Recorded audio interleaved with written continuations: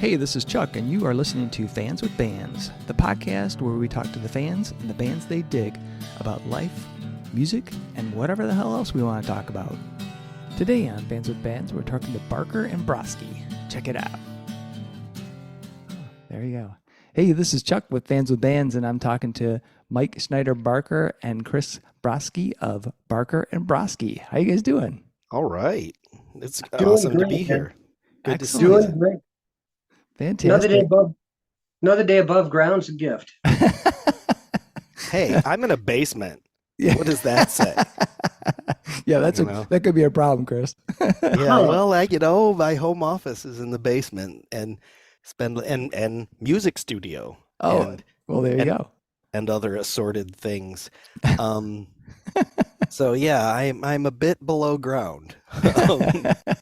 Okay, I retract that statement. And coming from somebody who's read about cozy hobbit holes. Oh yeah, there it's you not go. so bad. Yeah. Well, Mike, I want to thank you so much for reaching out to me. You sent me an email saying you would checked out the podcast and you're interested in having you guys on, and I was like, all right, this sounds cool. I went and checked out the music. I think it's great. And I was really intrigued with your podcast. It's called Making It Small in Music, which I love because I feel like I'm making it small in podcasting. Right. I had made it small in music too. Yeah, it's great. I love the format of it. I love the fact that you guys are reaching out. I really like that you experimented on yourselves first, right? Because it introduces you to your listeners, and then two, you got to kind of polish your skills as far as doing interviews and stuff. But you guys ran like champs. The first one was Dave Roof, I think. Yeah, Yep. That was a great one. Yeah, it was fantastic because I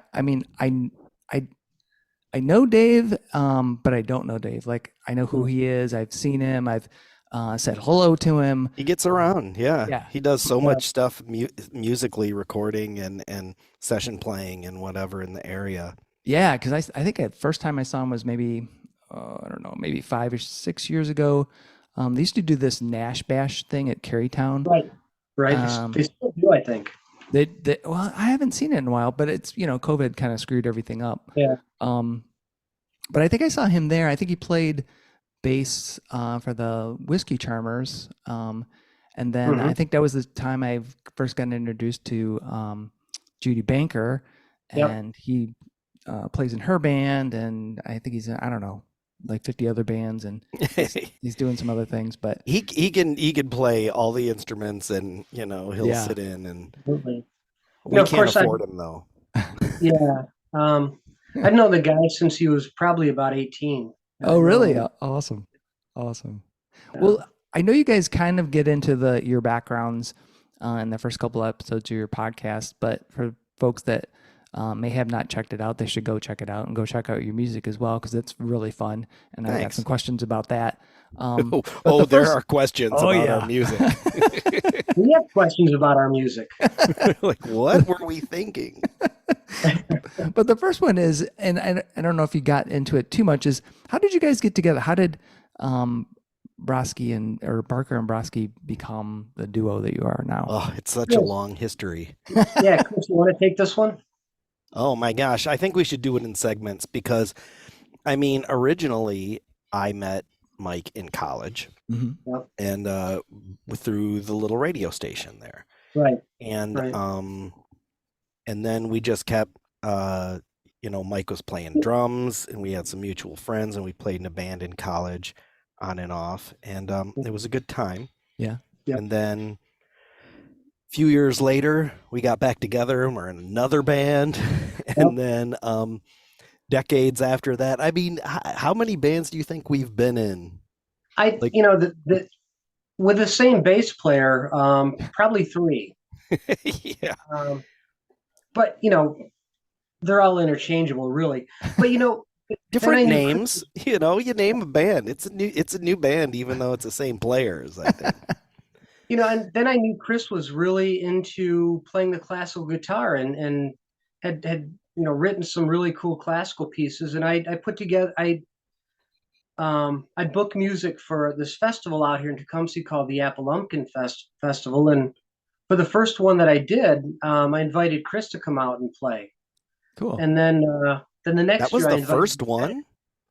That was the first one. Wow.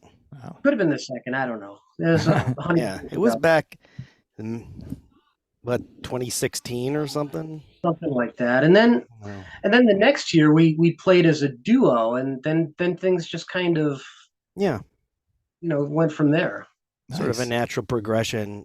Mike is such a good lyricist. I always enjoy his lyrics, and I'm not much of a lyricist, but I like writing music. And I think it was he kind of dumped this big pile of lyrics on me, and I picked out what sounded interesting, and we and then yeah, it kind of came from there.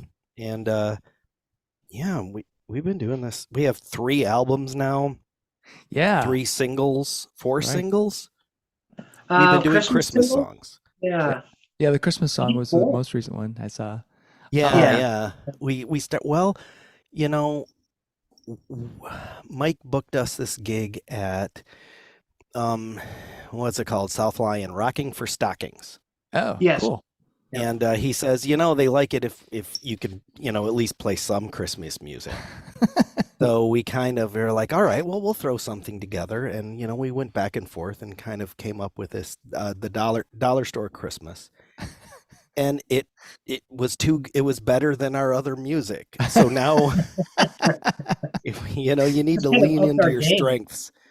So yeah, we've It been upped our doing a game. Christmas song every year, and it's fun. And then this last year, I decided to up our Christmas game, and we did a Christmas show where we invited a lot of other musicians on, and everybody played like 5 songs, and Nice. we did our best to put up lights and and things like that, and it was a great time. It It was was a a blast. really nice time. Yeah. Um, We, so You know, I we I, don't one, know. of the, one of the things I really like to do is put together musicians and just kind of hang out. yeah. I've been doing a songwriters in the round for a little over a year now, just inviting a variety of the acoustic songwriters from the general region. And you know, I've been writing lyrics for 40 years, maybe plus. But I've been a drummer all the while, so I really couldn't write my own melodies. So I'd rely on folks like Chris. But I write too many lyrics, and so I decided I would learn how to play guitar so I could write my own melodies. Because, well, Chris, what have I written? 30, 40 since in the I past can't couple of keep years. up. I mean, I'm very Um, meticulous. I'm like I like writing music, but to me it takes me months. I rewrite it and rewrite it and rewrite it. Yeah. And it can be a bit, and he's blown by me. He's written several albums of lyrics by the time I finish one song. yeah, I've got 3 solo-ish records. Dave Roof plays all the melody instruments on my 3 records that are outside of Barker and Broski, and I have more lyrics coming. That's awesome. You know Well, what's interesting, I was thinking about too, is that when we first started playing, like when Mike just booked me at the Apple Umpkin Festival, uh and I was playing a big steel string, and just kind of doing the acoustic thing, singing right. covers and strumming. And then Mike's like, well, let's have a duo.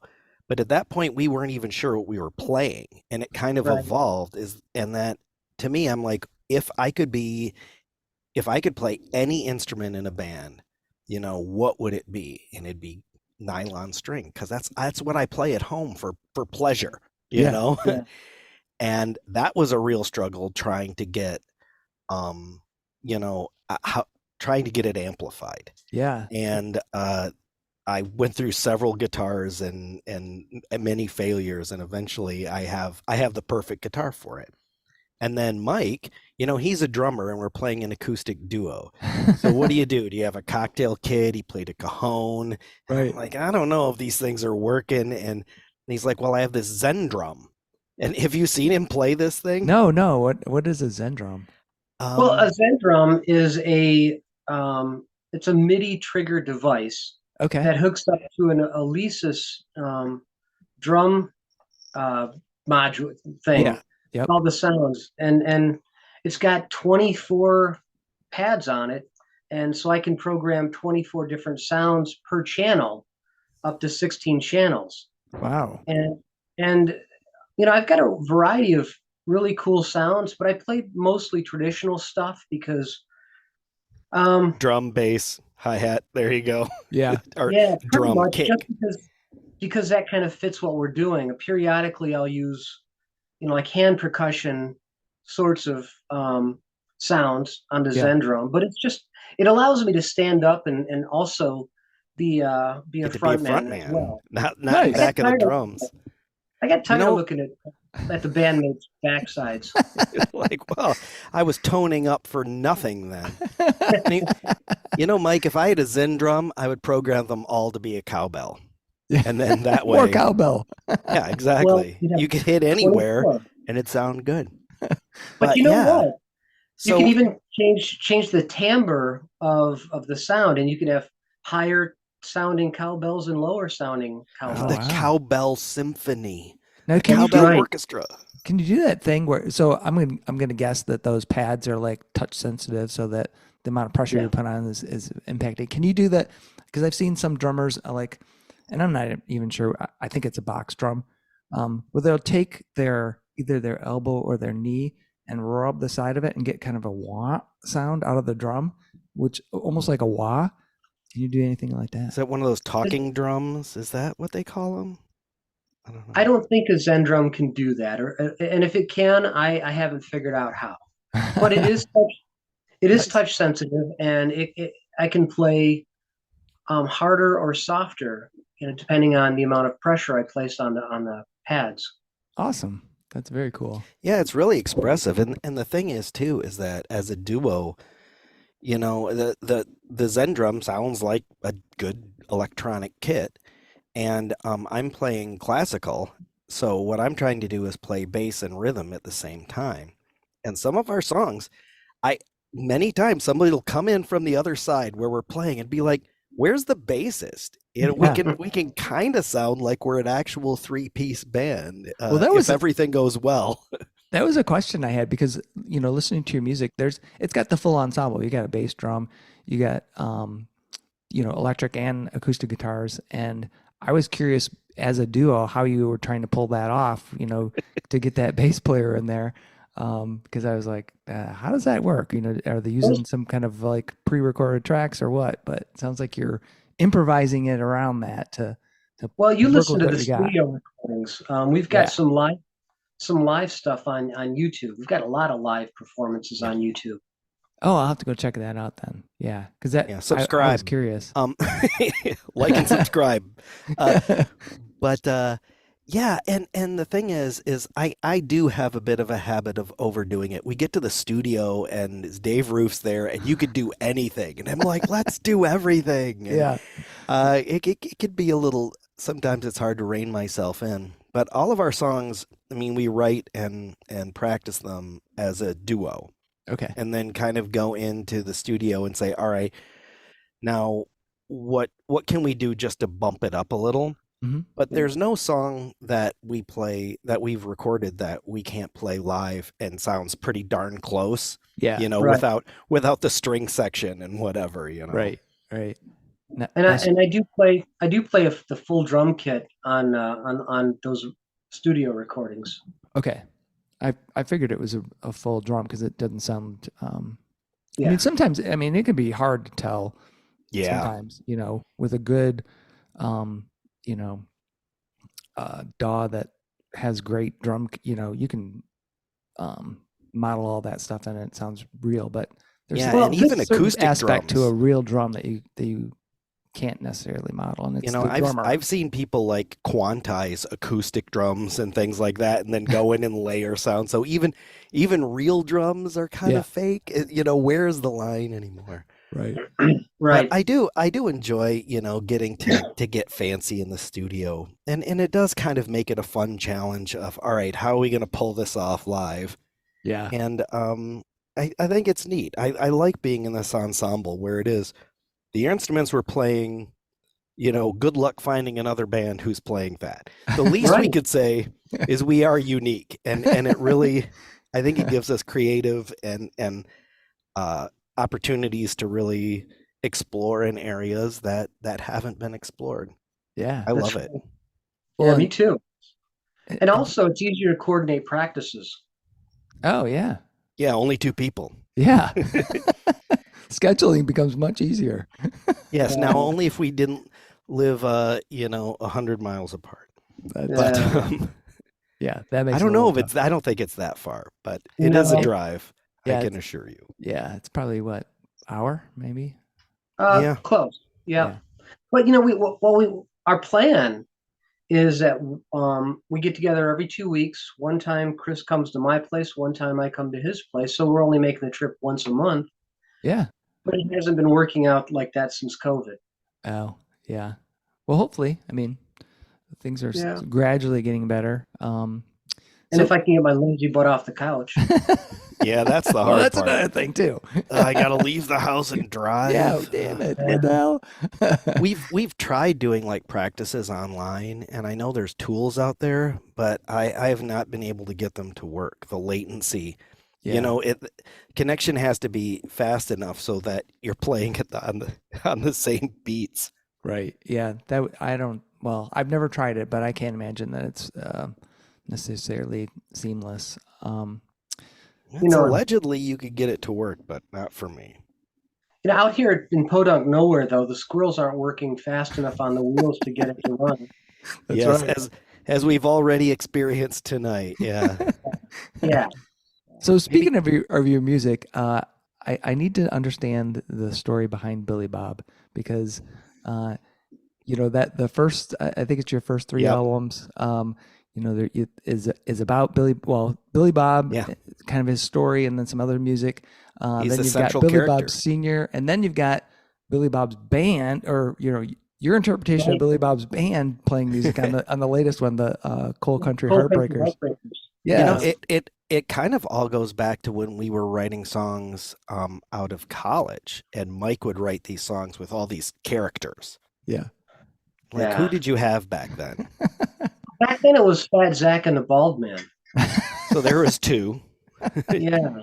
and Yeah. and then Mike would write. You wrote multiple songs with these guys. I did. Yeah. There was Stompin' with Z and Continuing Adventures of Zach and The OD. Ballad of Otis Dunkley, Bad. Yep. um, Zach's Lament. Yep. Yep. I think There's so it's like we've written songs for characters before, and then Mike gave me these lyrics that had Zach in them. Like in the old days, but he invented this new character named Billy Bob, and Zach was always kind of a delinquent. He was a yeah. guy who was always getting in trouble and making terrible decisions. Yeah. And he gave me these lyrics about him, and his friend Billy Bob was kind of a gullible kind Yes. of person Yes. who kind of Zach would get him in trouble, and then we wrote a song about that, and I guess I really just liked how did they get here? What are they gonna do next? And Right. I ended up writing a sequel. So that song was it was what was that song? You're an Laying accomplice. Low. Laying Low. No. No, the first song was You're an Accomplice. Yes. Yep. And then I'm like, You wrote Laying Low next. no, I did not. There's out of chronological order. So I remember we did that, and then you had written Don't Make Our Love Like a Drive-By Shooting. But I wrote that like 30 years ago. It was, but then I looked at it and I realized, the song was sang in the first person as a character, not as us. Yeah. And I thought, you know what? This character could be Billy Bob. It like fit. And Yep. then I wrote a song called Please Break My Heart, which was kind of the next song in that story. And then we had a little something. We went back and wrote some filler, Laying Low and Busted 510. Yeah, 5 to 10. And then it became just like a little story, and now we're kind of stuck with it. So we wrote that, and then the next album we wrote as a prequel, what happened before that. kind of like the And then Star Wars model. Oh, right. right. And then yeah, our third album, I've got to wrap it up, which is why I'm procrastinating so much. I want to do a Christmas album next because you don't want to end up like a Game of Thrones and blow the ending. I Oh, want to right, stick the right. ending on this. That could make all the difference. But then yeah, so that's in many ways Billy Bob is like where all so much of our music grew out of because yeah, Yeah, it's two halves of the first album. The third album was yeah, as part of the story, he gets in a band and we were thinking, well, um he the idea is he had this big hit, but he didn't want to be famous, so he wanted to write really silly, dumb songs that nobody would like, but actually everybody did like them. And that was when we had that idea, suddenly just Mike just started writing it. Oh my God. I love the stuff. It was so I think not enough bands are humorous, probably because nobody wants them to be. right. There's probably a good reason. Well, I that's what I liked about that whole story and the last album too, because it's fun, right? There's just Thank Yes. you. it's just having fun, making good music, but just being lighthearted with the whole thing and not taking it super seriously. Although, I mean, the music, I think serious. You guys obviously put serious work into it, but Yes. the the the themes of the music, just More you can have lighthearted. fun. Yeah, it's great. Well, I know everybody, you get in a band because you want to look cool. And, I that love that. kind yeah, and there's no hope for us. So we got to take it in a different direction. And music, when somebody's trying to look cool, I mean, it gets old fast. Yeah. Everybody looks cool in the same way. So yeah, Yeah, we try, I gave him my leather pants, 30 years ago. thank goodness. Awesome. So one of the things I like to go talk about as far as backstory is related to your interest in music. And was there a particular person in your life that was very influential for you to want to play music? Let's start with Mike. Well, And that I could be like grew a up. professional person. It could be somebody in your life. It could be anybody. I grew up around music, and I wasn't allowed to play music because let's just refer to him as my donor.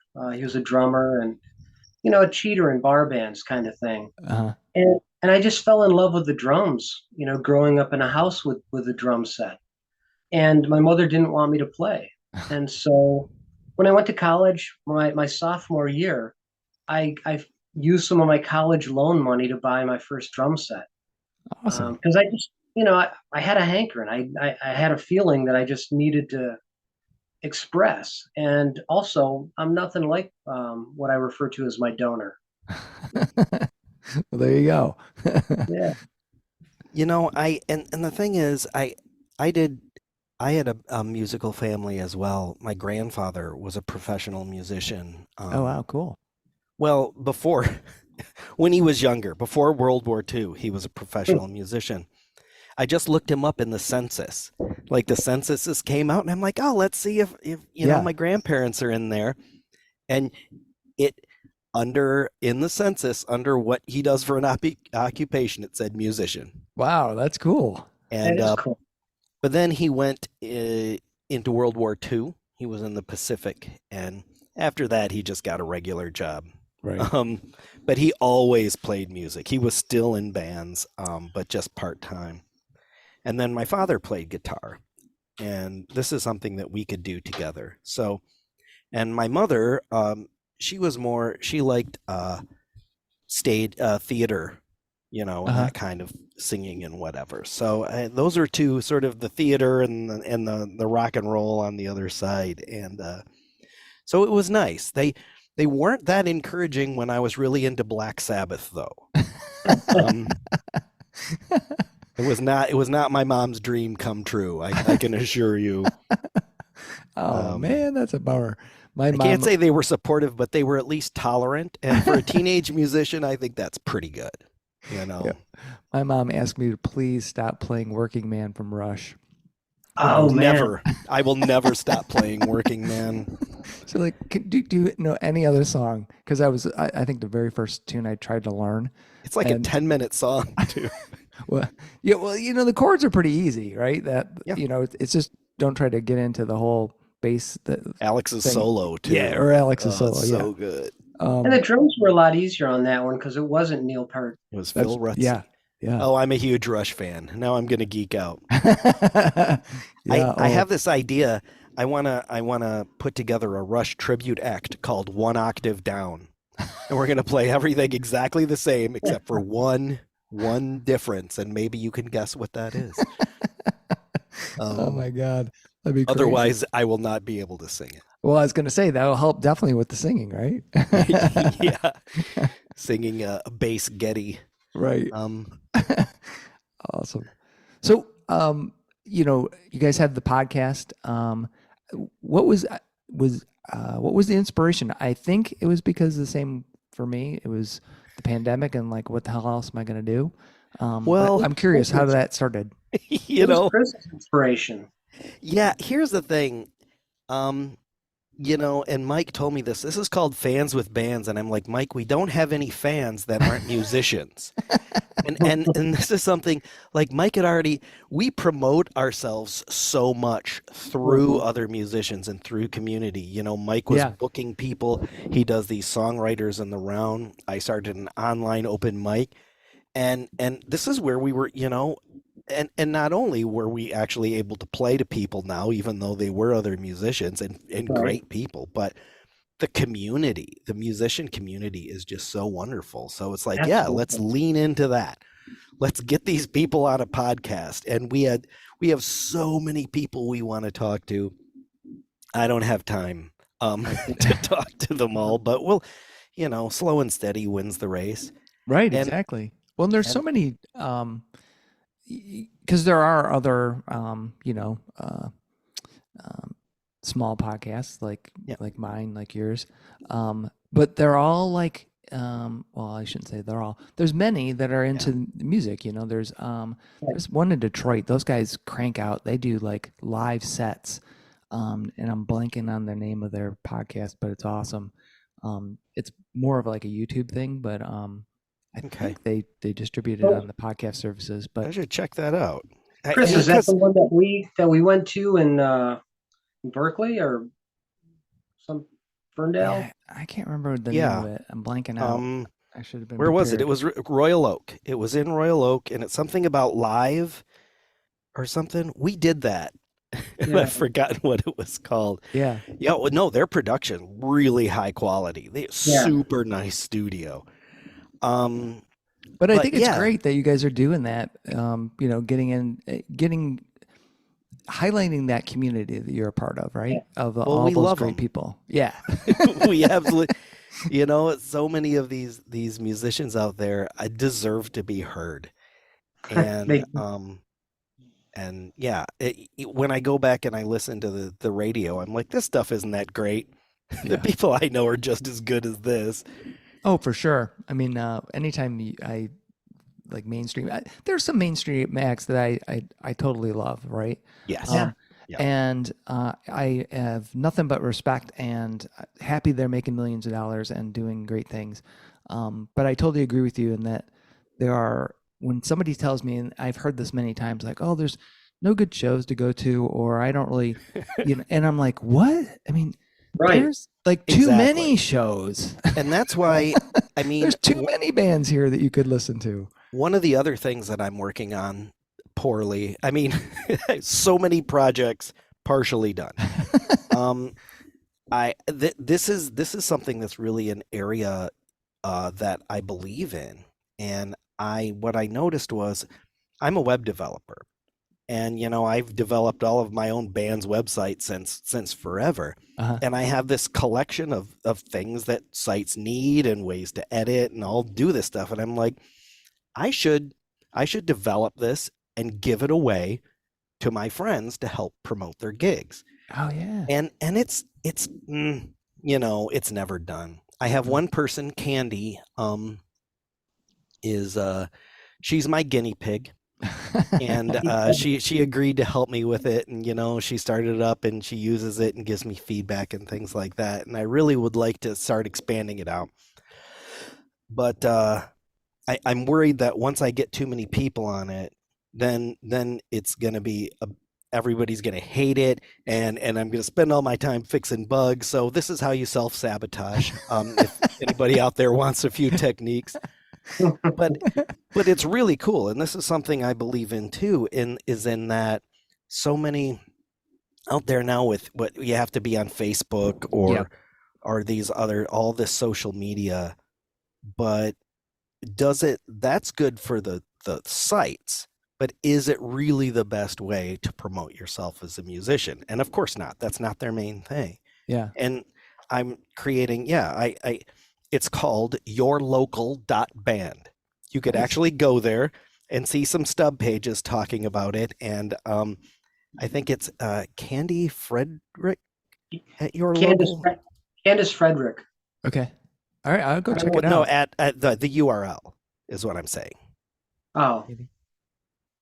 Um, well, I'll figure it out later. But Yeah. everything is like your band's name dot yourlocal.band, and then you have your site there, and you could put your gigs and your songs and all sorts of pictures and things like that. So that's another thing I'm working on. And again, it is leaning into we kind of promote ourselves through the musical community. Yeah. We don't have any real fans, which is it hurts a little. Would be Well, nice we to. just I'm have sure one you fan. do. I'm Just sure you one do. fan. Yeah. I'm Just, I'm sh- just one fan who's not a musician friend or family member. Yes, exactly. It's like I appreciate the family members and friends and other musicians, but my dream is to have a real fan one day. And we've come close. Um, Yeah, in our Christmas extravaganza, there was a couple there that was just there to come have some kombucha, and they loved it, you awesome. know. Awesome. And and That's what it's all about, really. I showered them with merch, you know. It's not beneath me to bribe people to be our fans out of guilt. yeah, yeah. Well, I think, you guys doing what you're doing, um, is part of what I've been thinking is that it's really hard, like you mentioned, Chris, that it's really hard for bands like to do their music, do their shows, book their own shows, It's a lot manage of their work. bands, and then also have to worry about social media and like, oh, I got to put Right. this out here, I got to put this here, blah blah blah. That I think it's if you have that community and that community is very engaged with sharing that information, then you can kind of bust the algorithm, so to speak, to get, if Facebook's shutting your band page down Yep.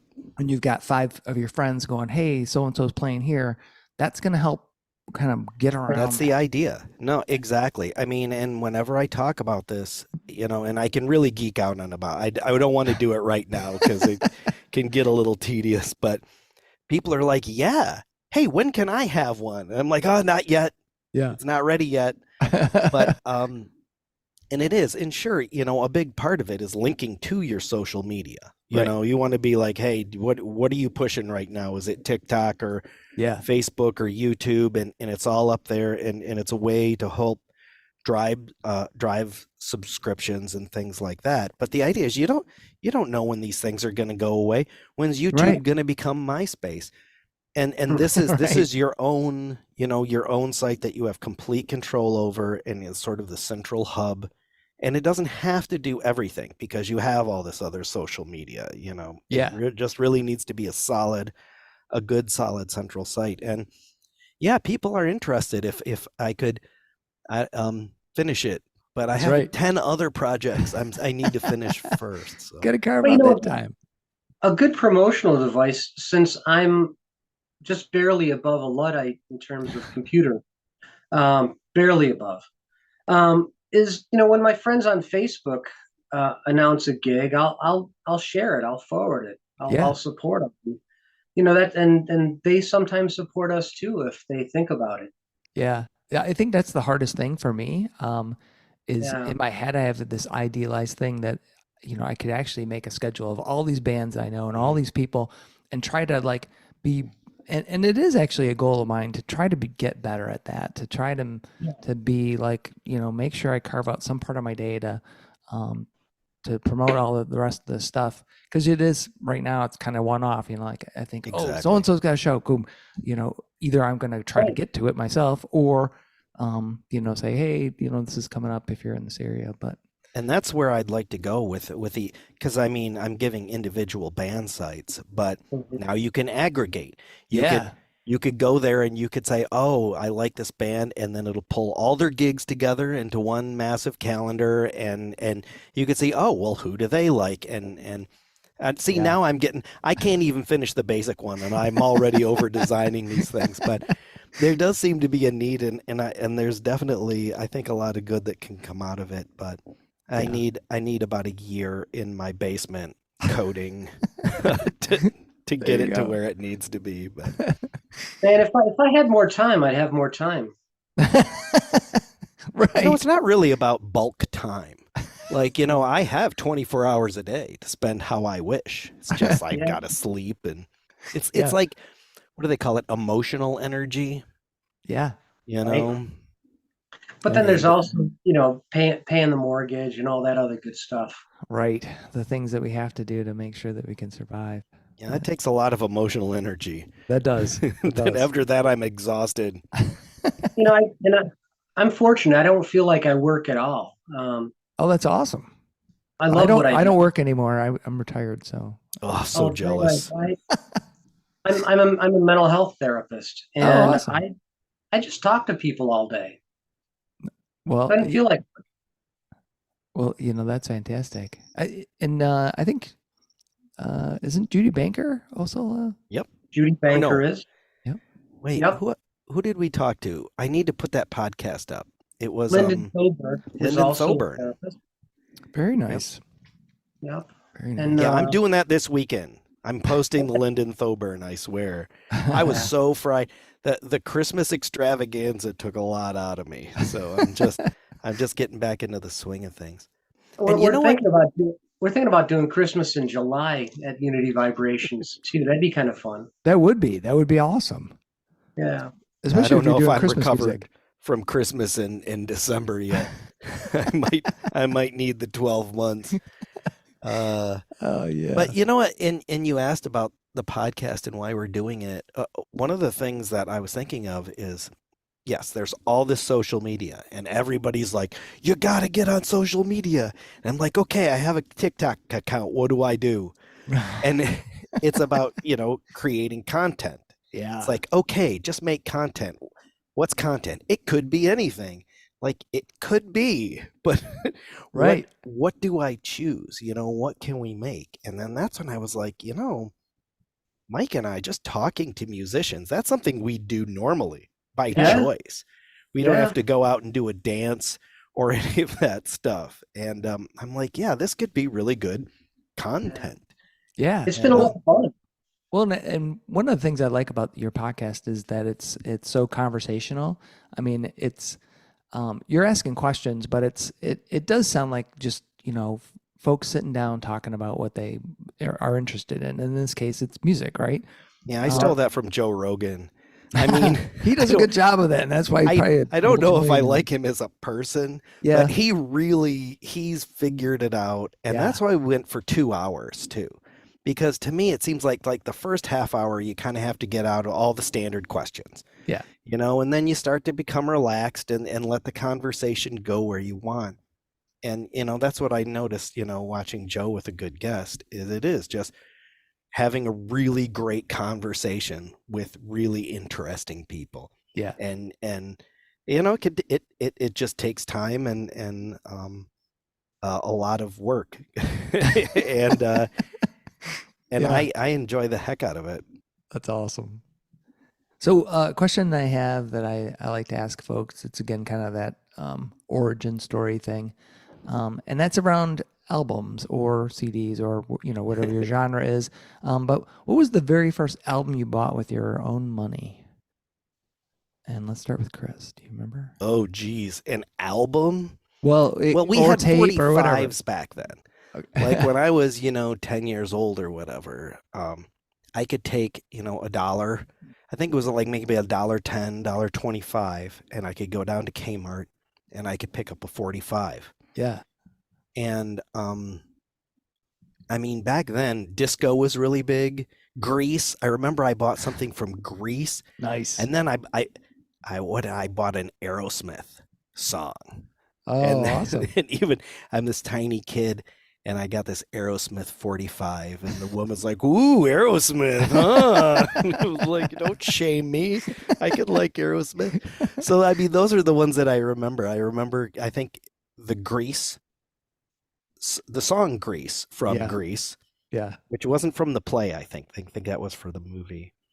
And then maybe something, I don't know, maybe something by the Bee Gees. They were so big. And I remember Aerosmith. Awesome. Oh, I Awesome. don't remember. It might have been Come Together. Oh, cool. That's a great song. So yeah. Yeah. Very cool. You Mike, how know, about you? I bought two records at the same time as my first. Um, I lived in Detroit, and back then you could go shovel people's snow Yeah. for money, and Yep. so I had a big bucket of money from shoveling snow, and I remember going out and buying Robin Williams' "Reality What a Concept" and and the Blues Brothers briefcase full of blues. Oh, awesome. Awesome. Yeah, Good one. My friend bought that album. We listened to the hell out of that thing. It was so good. well, I think that's kind of an example of my lyric writing comes from The Blues those Brothers. humor poems. Well, Blues Brothers, Robin Williams, just Yeah. wacky. I used to love watching the Monkees when I was a kid, and Oh, yeah. Yeah, all there's a the little wacky. influence there. Yeah. Oh, I don't know if you guys have listened to it. I've been addicted to this podcast. It's called A History of Rock and Roll in 500 Songs. And I've the heard of it. and this guy, he's I think he's in England somewhere. Um, he talks about a particular song and goes in depth, like anywhere from an hour to hour and a half, 2 hours about a particular song and that band. And he just did uh, shoot, what is it? The Monkey song, Daydream Dave, Believer. Dave Believer. Yeah, yeah, Yeah. yeah. He was talking about that and just talking about that band. He actually had them on there twice because he does Last Train to Clarksville.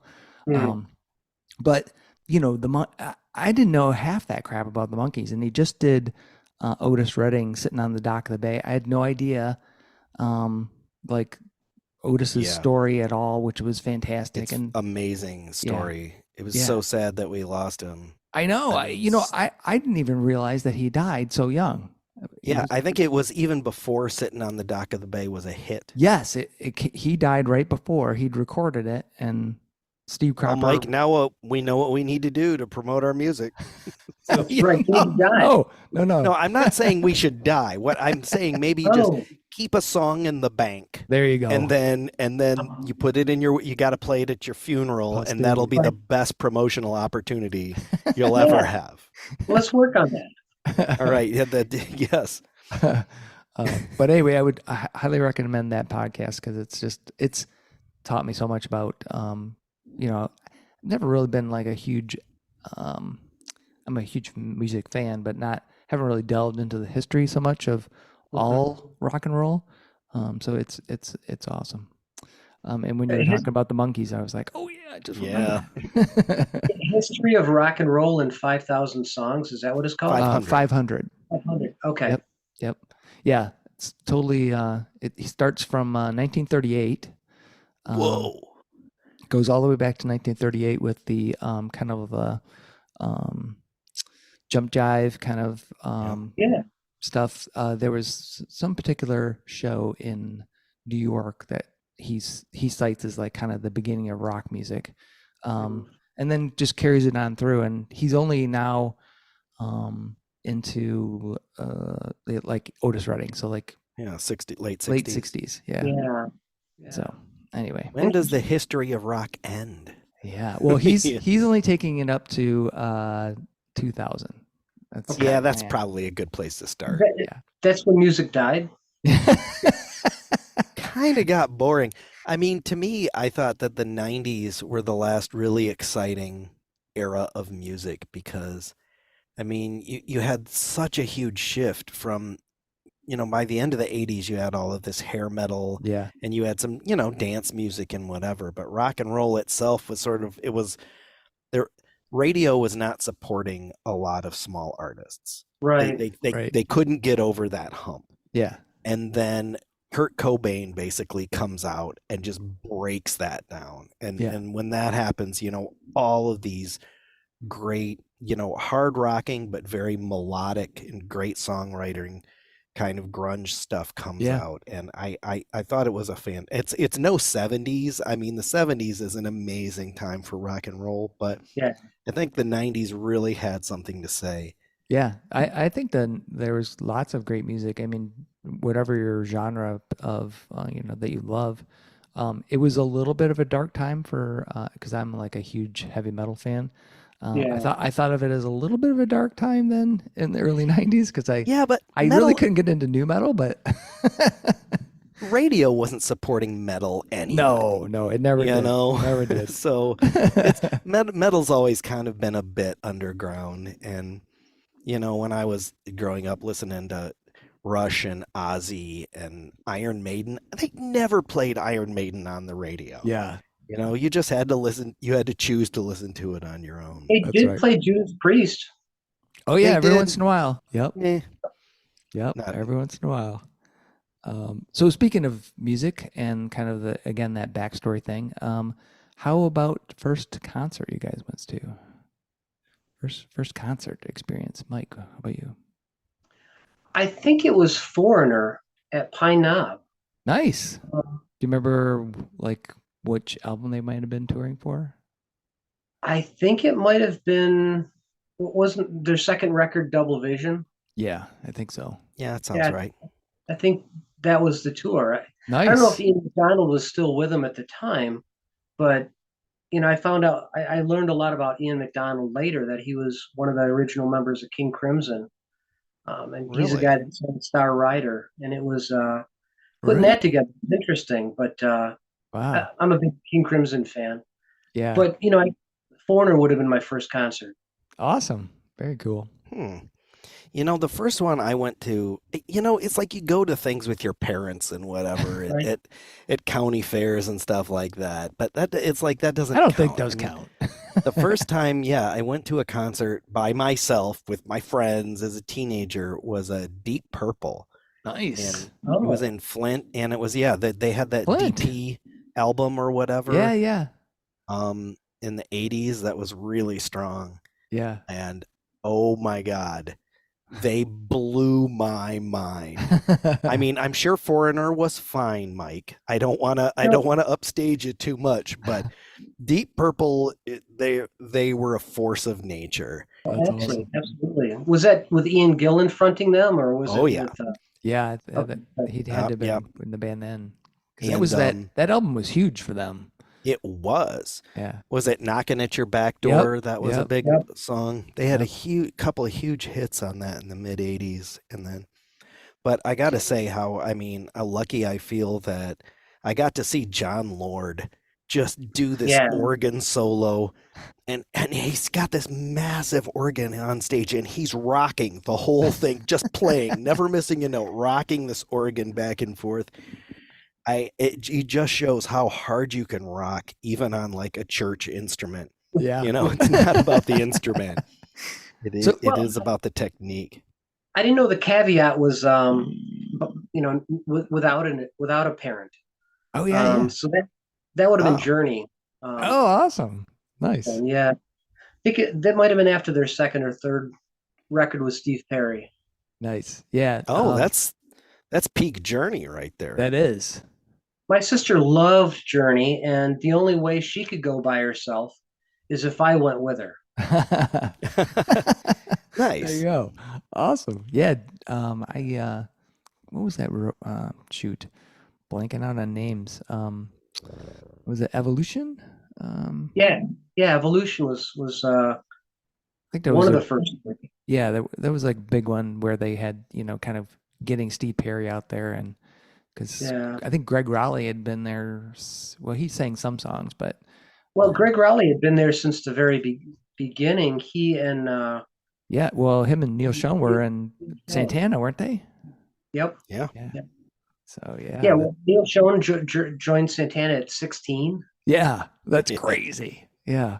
Now, do I- you know? Do you know with Journey? My sister was a huge, huge fan, terribly in love with Steve Perry, but with they Journey put out those first three albums without Steve Perry, and they Yeah. were awesome. They yeah. were amazing. But apparently, the in the studio, they said, "Well, you'll never get famous with a voice like that," and so they brought in Steve Perry, and there you go. Sometimes the producers are spot on. Right. You Yeah. know, Right. I was reading something about so when and our open mic, sometimes we'll have theme nights, if it starts getting boring. Right. And then we had one for Bruce Springsteen. And All right. oh my gosh, it was so good. He has such a depth, so many songs, and you're like, oh my God, I forgot about that one. Yeah. And as I was researching some to try to learn, I found that when he released was Born in the USA, the producer told him there were no singles on it. He forced him to go back into the studio and just and he just recorded something as poppy as it could, and it ended up being, oh, now I don't remember, but like a huge hit and a great song. It's like, you know what? Sometimes you need an annoying producer there to come in Right. and say, hey, you know what? This isn't gonna sell. What? Oh, and yeah, last night I was reading about the traveling Wilburys, and Mm. apparently, yeah, what was it? George Harrison and Jeff Lynne wrote their big hit, and they just did it, goofing around with the other guys in a garage, and they were going to throw it on a B-side, and the producers are like, nope, this is not going on a B-side. They ended up having to form a band and record a whole album because the producers wanted to make money on this song. They knew how good it was. The end of the line. No, Oh. it and everybody needs somebody to lean on. Oh Yeah. Um, I can't think of Yeah. the title of it, but yeah. I'm drawing a blank. It's been a long day. I've got to get harassed by this cat. That's right. He's eating my finger now. Did not have any cats before the pandemic. There was another Zoom and cats. That's what I've. That's what got That's added what I've with got from the pandemic. So if you guys could sit down and have whatever your favorite beverage is with somebody, either alive or dead, who would that be, and what would you like to talk to them about? Let's start with Mike. Like or unless like musicians. it could be anybody. It doesn't have to be a musician. Like historical figure. Could be a historical figure. Could be. I would love to spend a couple hours with Robin Williams. Nice. Yeah, That'd be a fun couple of hours. It would. I know. He was from the Detroit area. Yeah. Hilarious guy. Grew up with him in a way, and even though on the very outside he was, bombastic and hilarious, he was kind of a pretty sad and depressed guy, and you could see it in his eyes in most of the movies. And I'd love to sit down with him for a while, Yeah. chit chat. He could play dramatic so well. Oh man, Well, the yeah. Fisher King. Fisher King. Yeah, that's a great movie. And that was and Goofy too. He can It's do both. goofy, yeah, but it's good. That's a really good one. Yeah. For me, is if we're going, anybody alive or dead, we'll forget about the language barrier, and I would want to talk to Leonardo da Vinci, Nice. and magically I'll learn Italian. Like I've been reading about him lately, and he just seems like, okay, he painted very few things.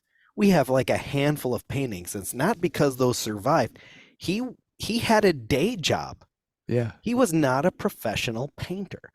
He was an engineer, and a terrible procrastinator as well. He so many half finished things, and I'm like, all right, I think I'm starting to relate to this man. And And it was, and I love the idea of how, you know what, you don't need to make a million paintings. I mean, maybe if you're Picasso, but not everybody needs to.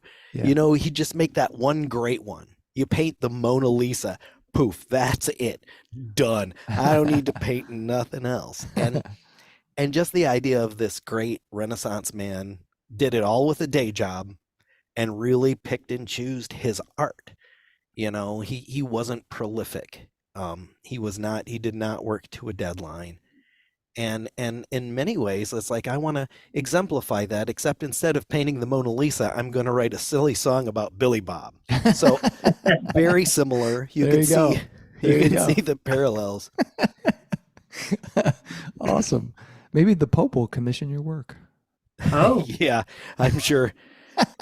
I don't know who his patrons were at the time. Yeah, I I know don't- he he yeah. worked for the local principalities and whatever, Yeah. designing war machines with the scythes spinning That's pulled by right. horses and whatever. So yeah, you gotta make a buck. You gotta pay your bills. That's right. Well, guys, I really appreciate you being on Fans with Bands. It's been awesome talking with you. I've got just one last question, and that is pineapple or no pineapple on pizza? Mike. absolutely. All right. Absolutely. You know what? I could pretty much eat anything that tastes good. It's one of those things that I would never. I know, and it's a real religious thing, isn't it? People is. really fall into one camp or the other. So I'm walking the fence on this. I'm like, it's all right either way. I don't think I would ever intentionally order it. But when Right. somebody orders it, I'm like, oh, kick ass, pineapple. It's the perfect flavor. The sweet and the savory. Yeah. But you've got to be a fan of sweet and savory. So I am not. I mean, it's like a no. It's a no starter. If there's It's a pineapple on no. a thing, no. Well, okay, so you hate me now. No. Mike, I love you. Heretic. But I'll just, I respect your choice. And I'm curious, like, everyone has certain combos when I talk to people that like pineapple. So what is your combination for what you like with the pineapple? Pineapple and sausage. Oh, nice. Now I've not heard that Is it one. unique? Yeah, that wouldn't be too bad, I think, because I People go think with a ham. like an Italian sausage would actually be pretty good. So Yeah, and ham is too bland. I like ham, yeah. but if you want a bland pizza, buy one with ham. If you want to get crazy, go with the Man, he has opinions Yeah, on these yeah, pizza nice. toppings. I am just like, I you kind could of put vacillate anything on a between- pizza. I mean, between anything that's on the sausage- menu. You get just like put your shoe on it or Yeah. something. But it's like I look at all the toppings and I'd be like, yes, I would eat all of those in differing combinations. But I vacillate between the sausage and pineapple, or sausage and banana peppers. Oh, now see, I'm totally with you on the banana peppers. Right on. Yeah, yeah. Those are my Pizza is a way of life. Yeah, It and is. bacon all over everything. Oh yeah. Bacon's a fruit, so it's fine. Yeah. All right. Well, guys, thanks again so much for being on Fans with Bands. I really appreciate it. Thanks Thanks, for the Chuck. opportunity. Thanks for It was having us. it was a great time. Yeah. Hell yeah. Yeah. All right. It's And- nice to be on this side, sometimes. Yeah, there you go. Well, I'll be looking forward to more podcasts, more music. Hopefully I'll catch you guys on a show. I know you guys play in Ann Arbor. That's Mhm. where I live, so I'll try to get out there sometime. We're in Ypsilanti Playing tomorrow. tonight. Oh, tomorrow. What the hell are we- Oh. Yeah, I hate to put you on short notice, but Awesome. All right, guys. We have our list of shows on the website. Cool. All right. I will stay in touch. All right, awesome. guys. Take Thanks, care. Chuck. Thanks. Bye. Yep. Yeah, bye. Thanks to Chris and Mike for joining me on this episode of Fans of Bands. I had a great time talking with them about their band, Barker and Broski, and their podcast, Making It Small in Music. These guys are super down to earth and a lot of fun to talk to. Stay tuned to the Barker and Broski website for the latest on their music and shows. See the show notes for all the details and links. These are tough times for everyone in the creative industries such as music. Your support of live streaming, purchasing music, and merchandise is critical. If you can help out your local artists, please do. If you are in the Michigan area, consider following the Playing in the Detroit Area Tonight Facebook page. It is a place for fans and bands to support each other and share our combined love of music. Thank you all so much for listening. Be sure to hit subscribe on your favorite podcast service to get each and every episode of Fans with Bands. Spread the word by rating the show and leaving a comment. We want to hear what you think. You can keep in touch by following us on social media. This is a Life in Michigan production. Until next time, be well and kick out the jams.